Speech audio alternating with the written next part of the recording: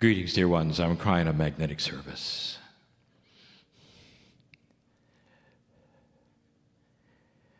There's so many who have heard these words so many times, and yet there are so few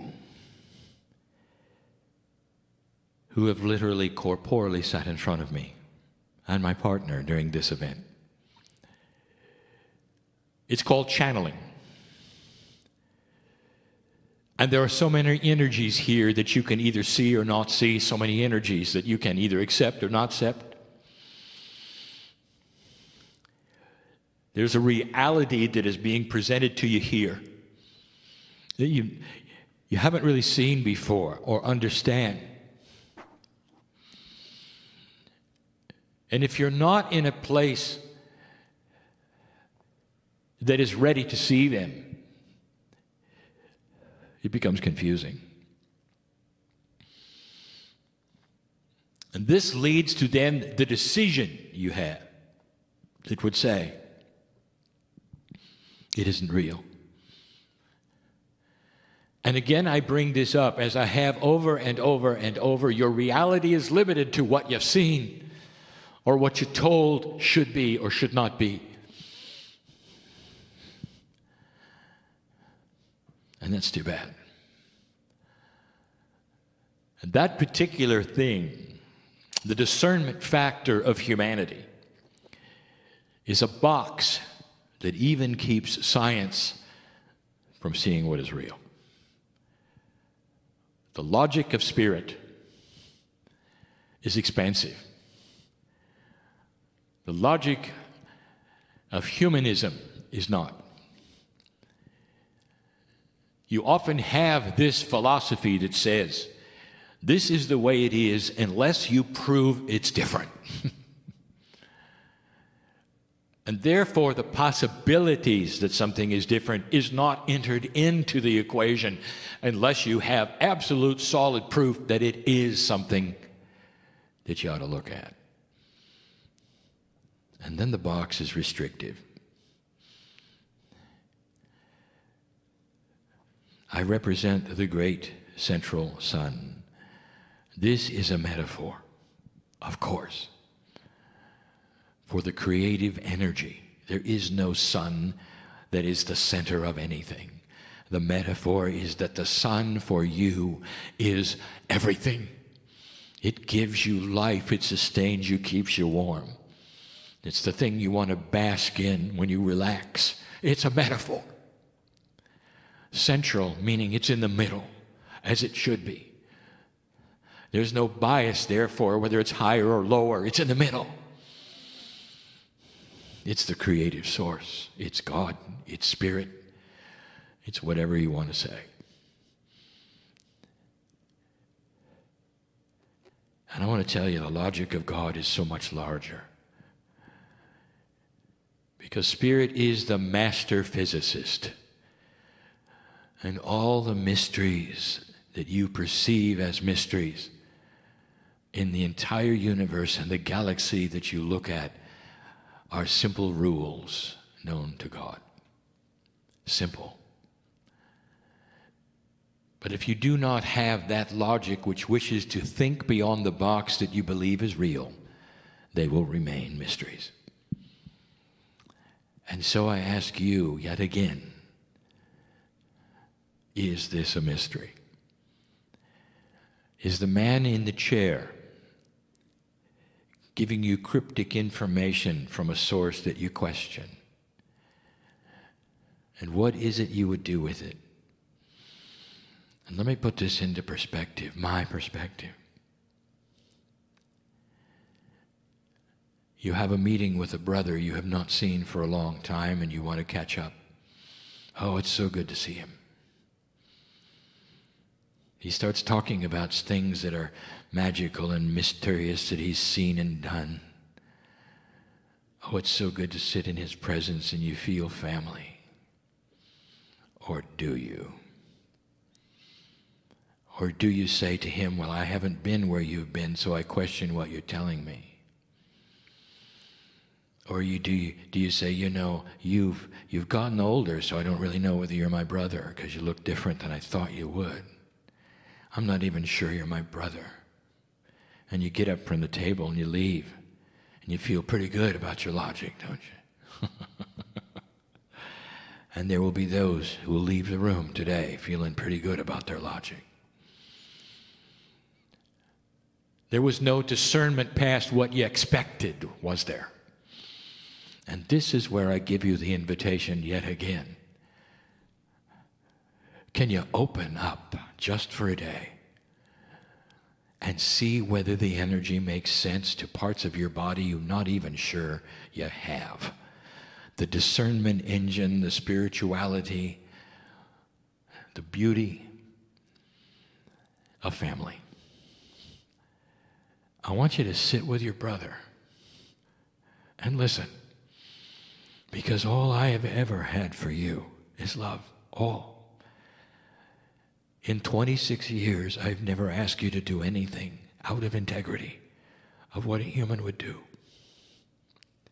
In 26 years, I've never asked you to join anything. All I've done is extend my hand and said there may be something here from the source that is the center for you. Last night, in another meeting, I started to talk about the templates of consciousness. These templates were given to you by what we call the time capsules of the Pleiadian. A system so precious and beautiful, and part of that which is the knowledge of dark and light. When you read the creation story, no matter what version you read, you see the benevolence of God giving humans choice. Some of the stories have been altered to reflect low consciousness. We said last night, it's funny that when you project what the galaxy may be like when you visit it, all you're going to see is war. You better take your weapons, right?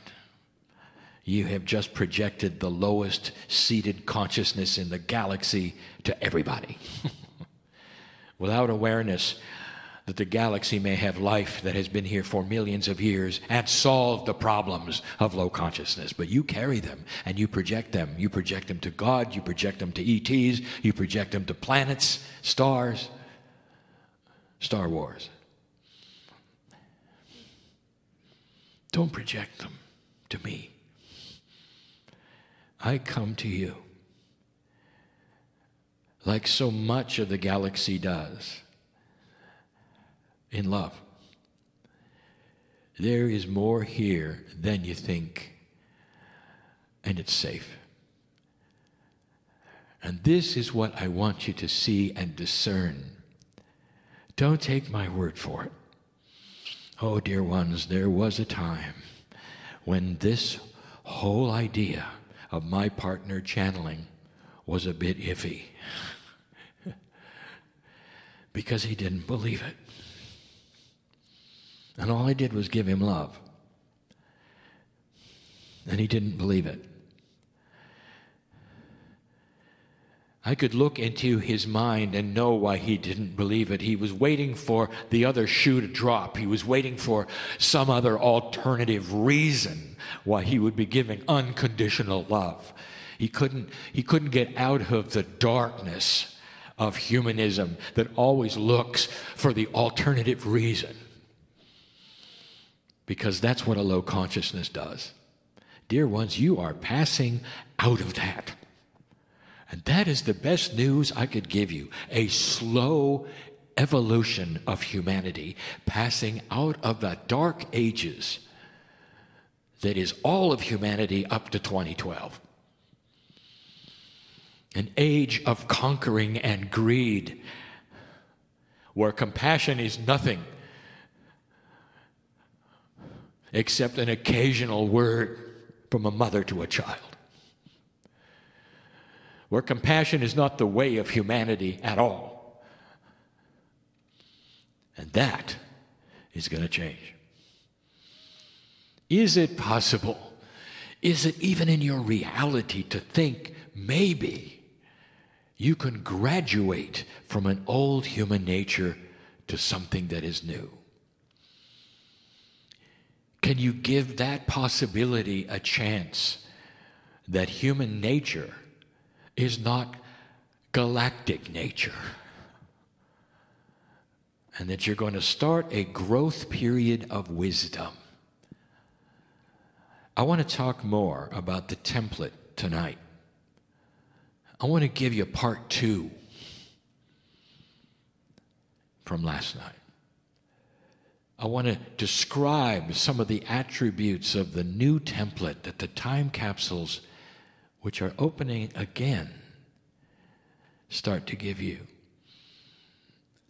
But you're not going to believe any of it unless you can believe that it's possible for human nature to shift. The issue, as I described before, is reasonable. The issue that would keep you tied into the old energy is reasonable. I know it. Because all you have ever seen for thousands of years is conquering greed, hate, trauma, and death. And I come along and tell you it's shifting. It's a stretch, isn't it? Especially when you look at your news, isn't it? And then go back and listen to what I told you years ago would take place, for this is what is taking place. The old energy is fighting so hard right now to take everything back to the way it was. And it's going to fight you globally, internationally. It's going to fight you domestically and personally. It wants to beat you up in personal ways, make you tired and give in and say, oh, nothing is ever going to change, therefore I won't look anymore.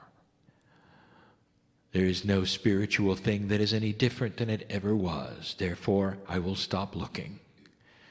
And dear ones, if you do that, then the enemy has won. The old soul carries a light quotient which is enormous. And what I mean by that is every single old soul in the room holds a box of light that is incredible, and it's just peeking out of the crack at the moment for what you could do. And this light is a metaphor for a higher consciousness of wisdom that is going to change your life, make you live longer, You won't have a choice because the light will cure you even of aging, dear ones. That is what is ahead. What do you think? Real or not? We'll talk later. And so it is.